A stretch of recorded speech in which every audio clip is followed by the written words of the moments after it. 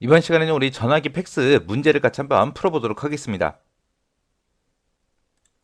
자, 1번 문제 보니까 전화기에서 수화기를 들지 않고 다이얼을 한대요. 다이얼을 한다. 그 얘기는 전화번호 누른다. 그 얘기가 다이얼한다. 그 얘기요. 그래서 수화기를 안 들고 전화번호 누른대요. 그리고 나서 상대방이 응답을 하면 이제 통화할 수 있는 거. 우리 전화기가 이렇게 있을 때 요 버튼이 뭐라 그랬어요? 요 오른쪽 끝에 있다 그랬죠. 수화기가 여기 있을 때 오른쪽 끝에 그걸 누르게 되면 이제 윙하고 신호가 가죠.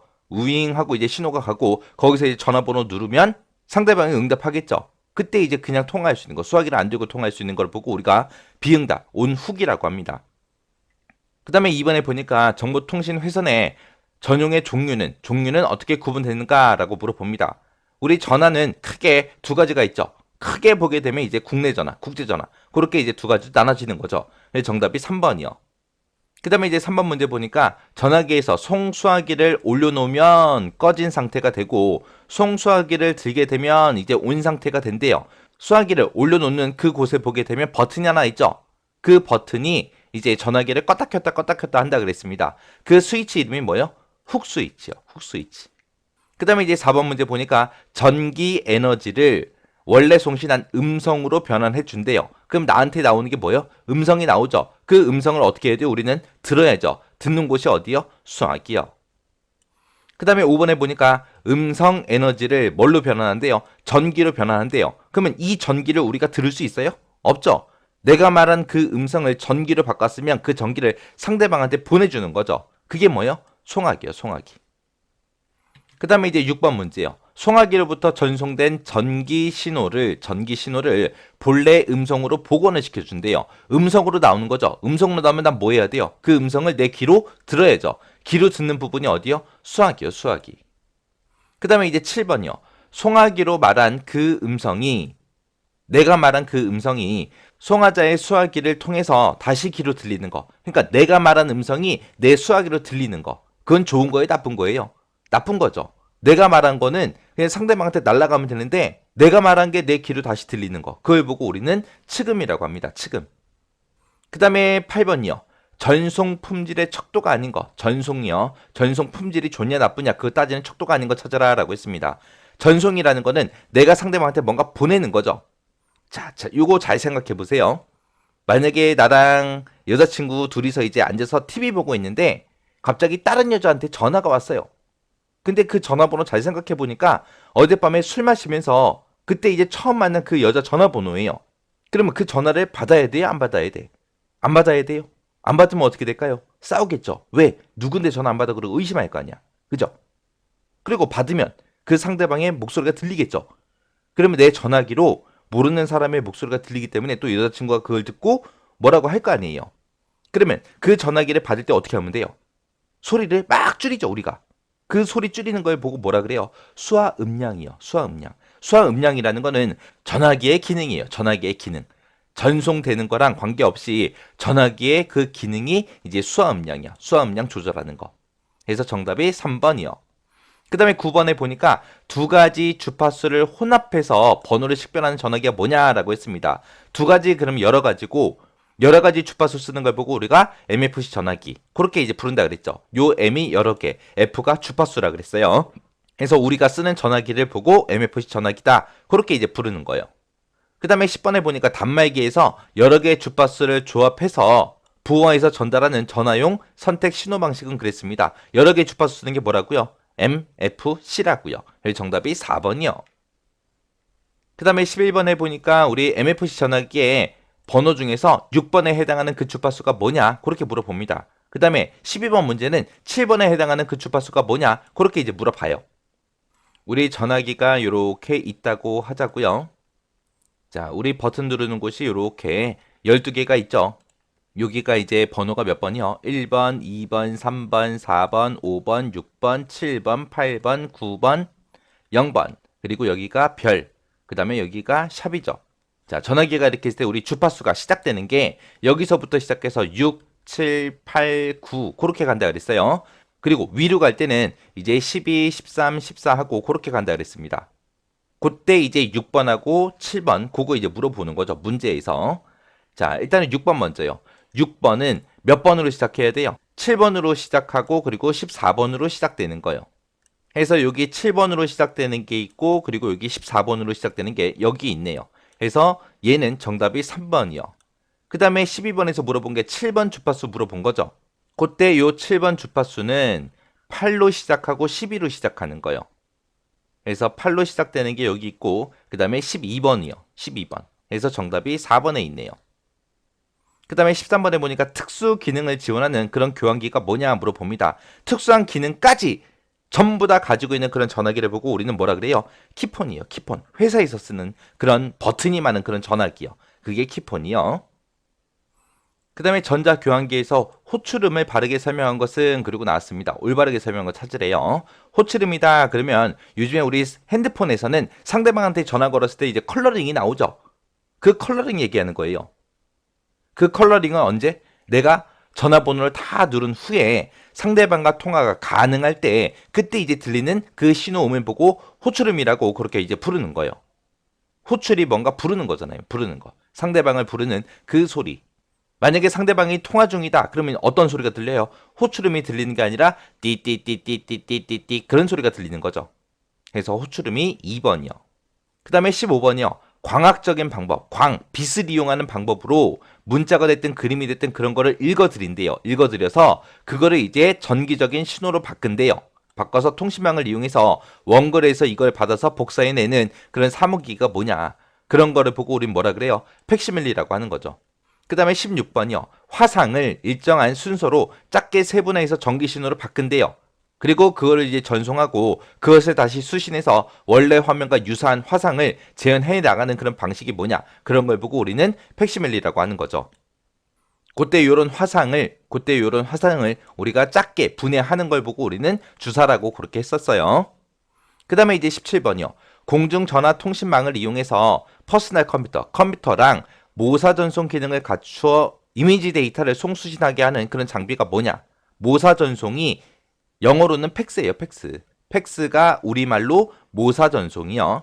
그래서 컴퓨터를 가지고 우리가 팩스를 사용하는 걸 보고 우리가 PC팩스라고 합니다. 그래서 정답이 4번이요. 그 다음에 이제 18번에 보니까 팩시밀리 원리 중에서 송신 측에서 보내려는 화상을 일정한 순서에 따라서 화소로 그렇게 분해하는 걸 보고 우린 뭐라고 한다? 주사라고 하더라. 그 다음에 이제 19번이요. 팩시밀리의 주요 구성 요소가 아닌 거, 거리가 먼 거, 틀린 거 찾아라 라고 했습니다. 1번에 보니까 에러 정정 장치가 있다. 얘가 잘못된 거죠. 왜? 내가 만약에 종이 한 장에다가 안녕 하고 두 글자만 써서 보낼 거예요. 근데 내가 글씨를 쓰다가 잘못 써서 인녕 하고 그렇게 이제 오타가 났다고 생각해 보세요. 그러면 그런 오류를 지가 알아서 고쳐줘요? 아니죠. 글씨가 틀리면 틀린 대로 그냥 그대로 보내버리죠. 해서 에러 정정해 주거나 그런 장치는 있다 없다? 없다. 그 다음에 20번이요. 팩시밀리 통신 방식 중에서 기능별 구성 요소다. 관계가 없는 거 찾아라 라고 했는데 3번이요. 자동 송신기 조건 이런 건 없습니다. 왜? 내가 팩스를 보내려고 할 때마다 내가 문서를 직접 꽂아서 전화번호 누르고 전송 버튼 눌러야 그렇게 날아가는 거죠. 그래서 우리 문자는 이제 예약 문자다 해서 미리 예약 걸어 놓을 수 있죠. 근데 팩스는 이제 그게 불가능하다고요. 일반적인 팩스는. 그 다음에 이제 21번이요. 팩시밀리에서 전기 기록 방식에 속하지 않는 거 찾아라. 전기 기록 방식이 아닌 게 가멸이에요, 가멸. 얘는 이제 열을 이용하는 거. 열을 이용해서 팩스를 이제 기록하는 그런 방식입니다. 그 다음에 22번이요. 팩시밀리 종류 중에서 A4 한 장을 기준으로 해서 전송 속도가 5초 이내인 거. 속도가 5초 이내인 게 우리 G4라 그랬어요. G4. 제일 맛있는 거. 그리고 G1은 이제 한 장 보낼 때 6분 걸리고요. 그 다음에 G2는 이제 3분. 그리고 G3는 이제 1분 걸린다고 했고 얘는 이제 5초 걸린다고 했죠. 그래서 632로 하고 그렇게 이제 기억하시면 됩니다. 그 다음에 23번이요. ITU-T에서 팩스 전송 방식 중에서 디지털망에 접속해서 고속 전송 방식으로 고도화 정보화 시대에 부합되는 그런 방식이 뭐냐? 그런 방식을 보고 우리는 G4 그렇게 이제 부릅니다. 5초짜리요. 제일 빠른 거. 그 다음에 팩시밀리 중에서 A4를 기준으로 해서 G2는 몇 분 이내에 전송이 가능하냐? G2의 전송 속도 물어보는 거죠. 얘가 이제 3분짜리요. 3분짜리. 그 다음에 팩시밀리 전송 순서다. 올바른 거 찾아라 라고 했습니다. 맨 처음에 이제 정보를 보내고자 하면 그 정보가 있어야죠. 자, 정보가 있어야 되고요. 그 정보를 팩시밀리에 집어넣고 전화번호 누르고 전송하고 삑 누르면 그 정보를 뭘로 읽어드린다 그랬어요? 빛으로 읽어드린다 그랬죠. 그래서 빛을 가지고 우리는 전기적인 신호로 그렇게 바꿔줘야 됩니다. 전기 신호로 바꾸고 나서 그 전기 신호를 전송해주면 상대방은 이제 전기적인 신호를 받아서 그걸 다시 이제 빛으로 만들어서 수신한다고 했어요. 그래서 정답이 1번이요. 그 다음에 26번이요. 팩시밀리 특징이다. 속하지 않는 거 찾아라. 틀린 거 찾아라. 그거죠. 1번에 보니까 통신 채널을 이용해서 전송한다. 2번에 보니까 정지 영상을 정기적인 신호로 그렇게 변환한다. 3번에 보니까 동일한 내용을 특정 다수의 수신자에게 자동으로 보낼 수 없다라고 했는데 자동으로 보낼 수 있어요. 우리 문자 보내는 것처럼 종이 한 장 껴놓고 전화번호 여러 개 눌러서 여러 명한테 동시에 단체 문자 보내는 것처럼 그렇게 이제 보낼 수 있습니다. 그 다음에 27번이요. 팩시밀리에서 전기 기록 방식에 속하지 않는 것 찾아라 라고 했습니다. 전기 기록 방식 아닌 게 우리 1번 가멸이라 그랬죠. 얘는 이제 뭘 이용한다? 열을 이용하는 거. 그 다음에 이제 28번이요. 팩시밀리에서 화소의 명암 그러면 밝고 어두운 정도를 얘기하는 거죠. 그거를 화소의 전기로 변환하는 거예요. 흰색은 종이다, 까만색은 글씨다 하고 읽어드리는 게 이제 화소의 명암을 분해하는 거고요. 그 분해한 거를 전기로 변환한대요. 그렇게 이제 빛을 가지고 전기를 만들어내는 게 우리 광전이요. 그래서 정답이 2번입니다. 그 다음에 29번 보니까 팩시밀리 화상통신 개통도래요. 각 번호 안에 들어갈 내용이다. 번호 순서대로 올바르게 나열한 것은 그리고 나왔습니다. 맨 처음에 이제 내가 팩스를 보내려면 맨 처음에 이제 송신해야죠. 송신을 하면은 이제 상대방이 수신을 하는 거고 그때 이제 전송 사이에 이제 뭐가 들어가는지 그것만 이제 맞추면 되죠.